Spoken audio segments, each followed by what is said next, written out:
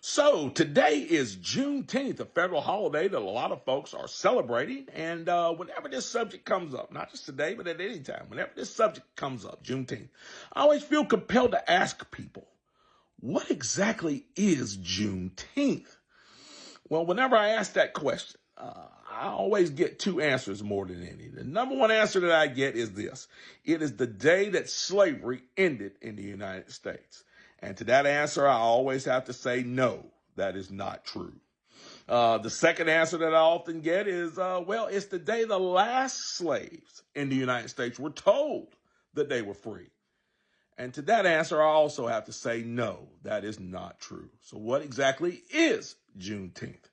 Juneteenth commemorates the day, June 19th, 1865, when Major General Gordon Granger entered Galveston, Texas, and informed the slaves there that they had been freed by the Emancipation Proclamation, which had been issued by President Lincoln in 1863.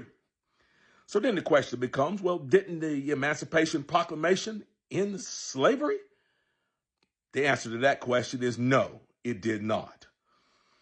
The Emancipation Proclamation was issued in 1863 by President Lincoln, and it only freed the slaves that were in the states that were at war with the Union, the states of the Confederacy. At that time, there were 4 slaveholding border states. They still had legal slaves because they were exempt from the Emancipation Proclamation. And parts of Louisiana and parts of Virginia, 2 slaveholding states, they were likewise exempt from the Emancipation Proclamation. That left somewhere about 500,000 or more people still legal slaves in this country. And I want you to think about this. That newfound emancipation that many of these folks found themselves with, it was only enforceable by federal troops, had never been tested in court, and was precarious at best. So why do we celebrate Juneteenth as the ending of slavery? Well, I, for one, do not. And here's why. There have been 12 or more, probably far more, Emancipation Days celebrated by cities and states across this nation for decades.